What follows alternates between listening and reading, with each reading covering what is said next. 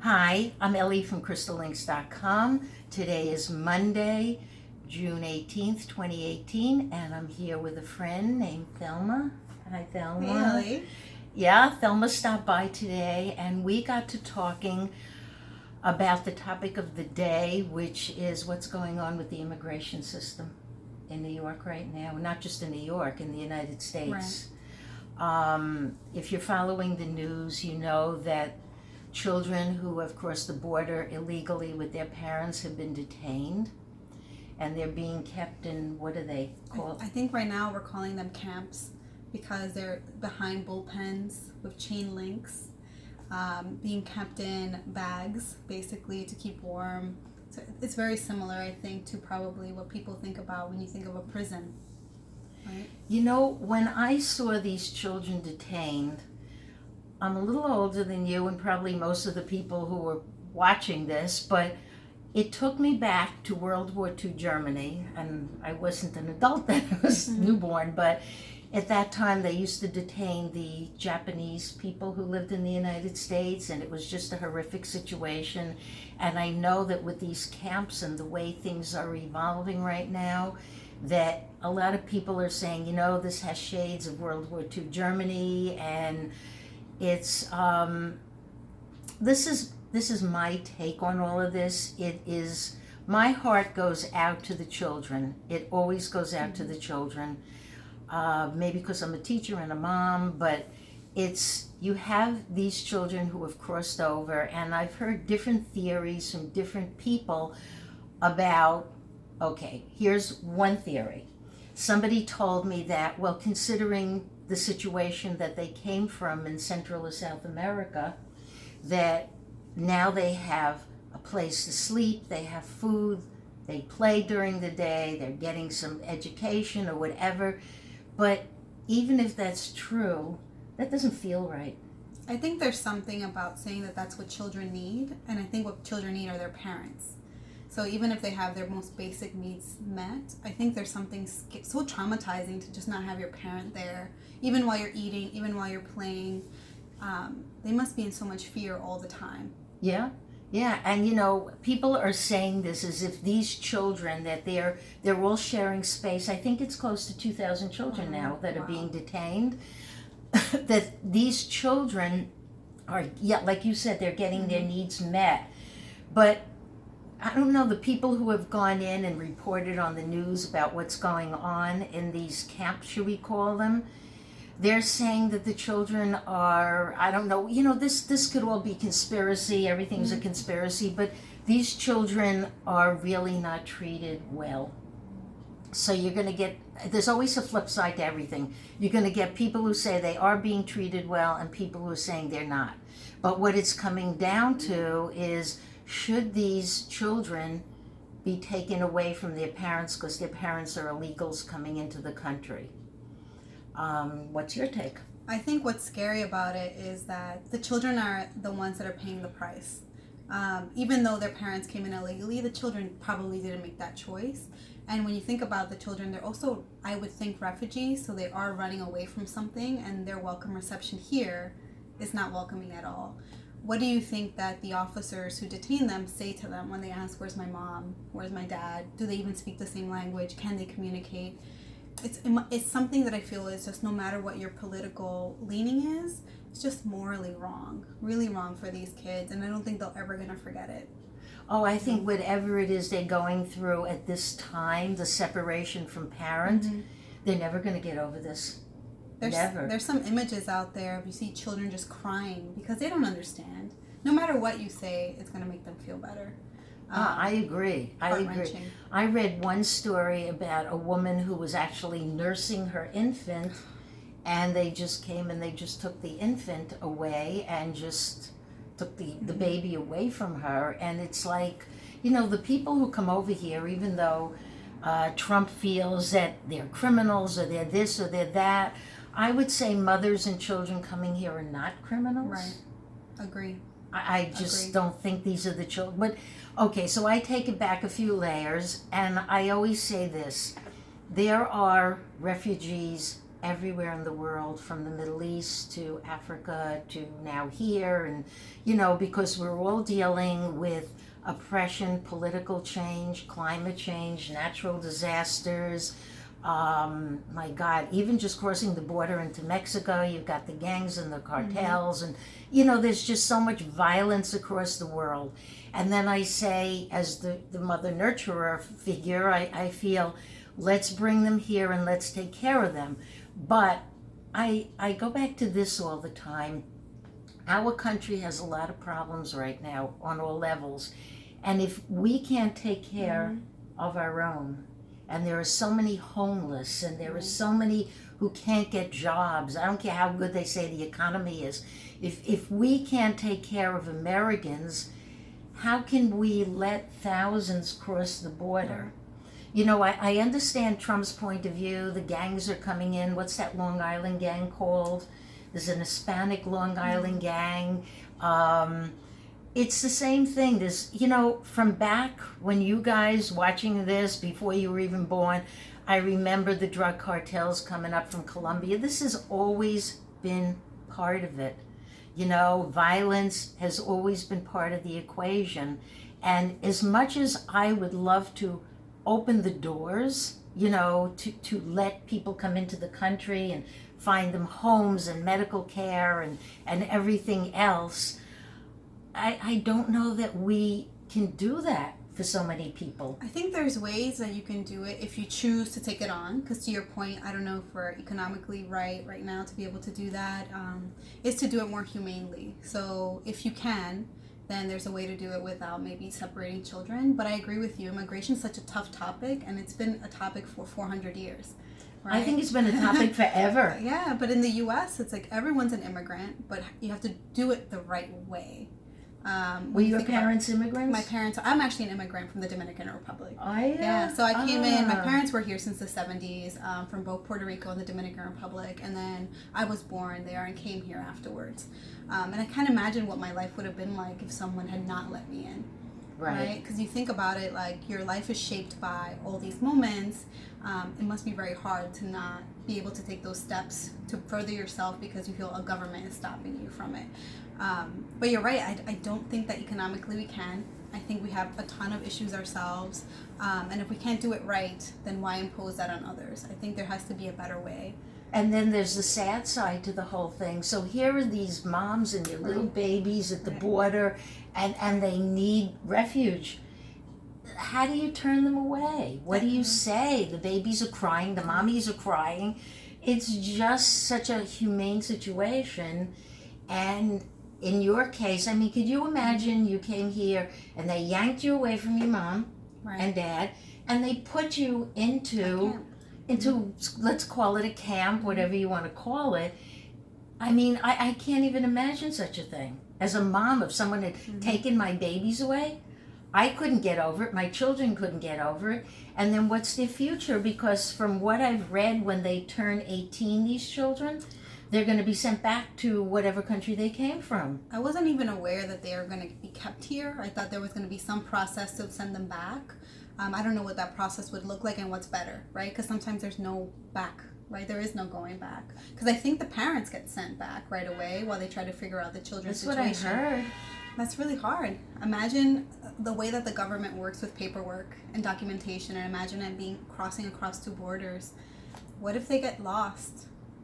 I know. I've been hearing about that. Like, what happens to those 2,000 children? What if they can't be relocated with their parents? What if the gangs or something happens to the parents? Their life is never going to be the same. There's a lot of obstacles with that. You know, people worry about things, especially with the girls, with rape. You know, rape and violence of all different kinds.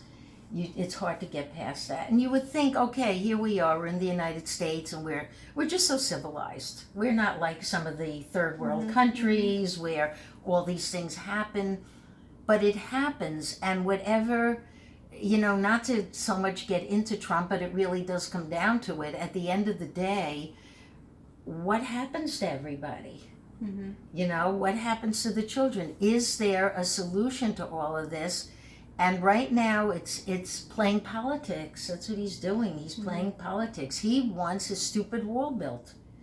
And to be honest with you, I don't think building a wall is a terrible idea, depending on the wall and like walls with cameras. I'm not disagreeing. There is no solution for the refugees and the immigrants across the world. Whether they're coming out of Syria, which was the main focus for so long, it's still happening there, And where do they go? Who takes them in? There was a boat called the Aquarius, I remember because that's my sign, last week. And they finally came from, I forget what country, but I think they came into Madagascar or something. It was in the news. I mean, it's just, everybody is running for their lives now. And then you look at the United States. If we would title this blog, Everybody's Running for Their Lives, what about the violence in this country? What about the craziness and the madness that you look around, and we talk about this all the time? How much craziness is going on here and across the globe? You think about the opioid epidemic now, right? People that maybe you wouldn't have thought were crazy are starting to self-medicate, and they're doing illegal things to be able to buy these drugs, and it's all over. So it's not in rampant like ghetto neighborhoods anymore. A lot of that is like all over the US. And we don't even know how to deal with that. Oh, the issues that are here, we don't know how to deal with. And though a lot of people skirt the issues of the climate change and the earthquakes, we had tornadoes. I'm in New York. We had tornadoes coming through in Pennsylvania last week. There is just so much destruction going on. It's like every time you turn around, and people talk about it and they philosophize, philosophize about all of this. But at the end of the day, the question is simple. Are there solutions, or is reality as we know it going to take a whole turn in a whole other direction, and we're just sitting here and we're just trying our best to keep above water? That's what I really feel. Does my heart go out to the migrants and the children and everything? Without a doubt. I have Hispanic friends and many Hispanic clients, and I don't know what to tell them, How do you rescue these people? Then it goes back to, well, why did they even make the journey to come into the United States illegally? Probably because I would imagine in the past, before Trump, there wasn't any repercussions and you couldn't have a life here. That was probably a lot better than their life at home. I would say that's the only reason. Right. Because if they had some sort of a peaceful existence at home, but there was no peaceful existence anywhere in any of those countries, or most of those countries, and so they just took a chance and they packed up what they could, like any other thing. And in 2 days from now, on June 20th, it's called Refugee Day, UN Refugee Day, and I linked that up to what's going on now in the world with the immigrants, because refugees are immigrants. And I don't have a solution. I mean, I know there's organizations and groups who would like to place the children and would like to even place the parents, but there's so much psychological scarring that is happening to these children who are young. Most of them are not quite teens. There are some teens. So what happens when these children become teens? If you've ever raised a teen, and I think we've all been teens have issues. They have problems, man. They could be nasty. I wasn't, but the average teen can have, the brain isn't fully developed. The emotions are going through whatever, puberty and whatever. The psychological problems are all coming out. And it's like it compounds itself more and more and more. So all we really want to do, you and I, let's wave our magic wand and find some nice place for these children to live and to be happy. And, and also something else I think about sometimes. These children are coming from countries where it's basically warm, right? Right, yeah. And a lot of them are going into Texas, maybe Arizona, California, whatever. But what if they're sent to a northern state? Will they be able to be healthy living when you're used to living in a warm climate, and that's what your body's acclimated to and built for and conditioned for, and then suddenly they're going to send you to a climate where in the winter it's 20 degrees. There's so much. I just don't think this reality. All right, let me just put the Ellie twist on it. I believe this reality is a hologram. Let me just say it. I haven't had a chance to say it in a while. I believe it's a hologram or a simulation. that's determined by an algorithm. I mean, I'm really doing the Cliff Notes version of all of this, that it came to pass whenever, having a beginning, and as we're watching all the madness going on and the chaos in the world, it's kind of coming to its closure now. You know, and people who've been asking me for years, Ellie, when is this closure you talk about? When is it? I don't have a date. Time is an illusion. So I can't say, oh, it's going to happen on January 1st, 2020. There is no time. That is the illusion. But what you can do is just look around and look at what's going on. Let's look at the immigration system. Okay, that doesn't work. Everything, to quote a friend of mine, everything is broken. Immigration is broken. People emotionally are broken. Suicide levels increasing. It's insane in the world right now.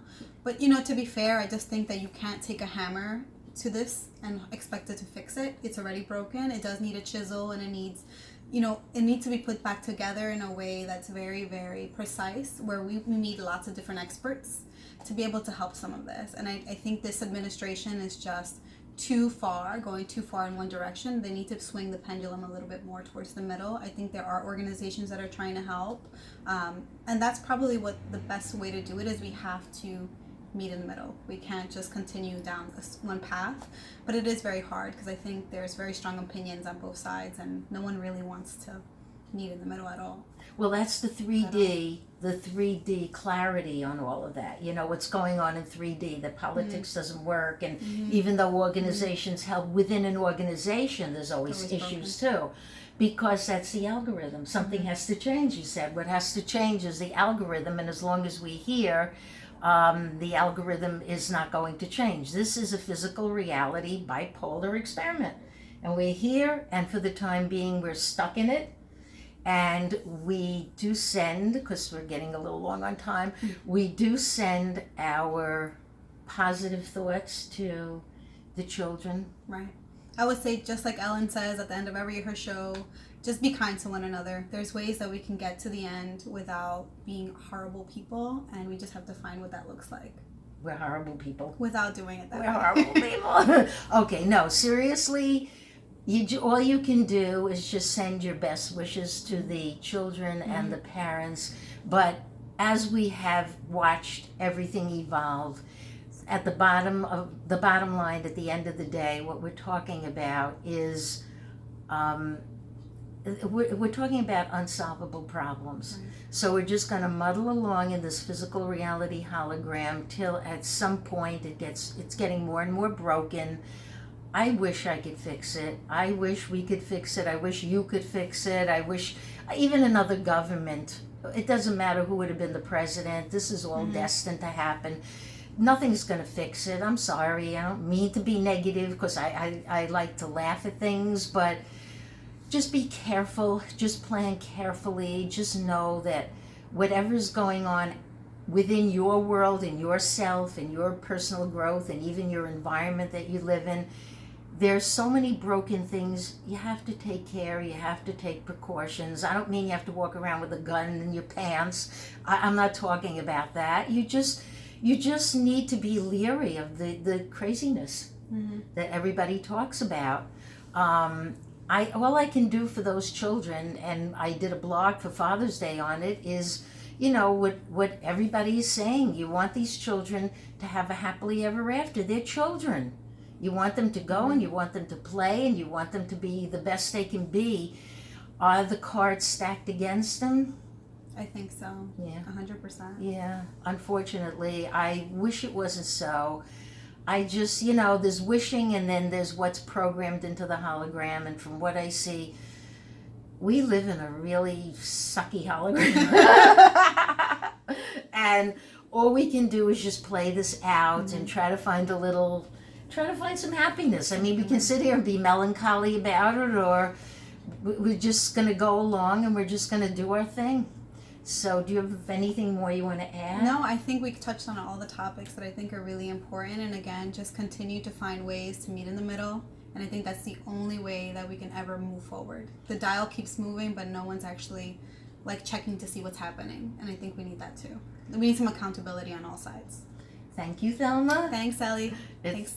Okay, thank you for watching, and I will be back.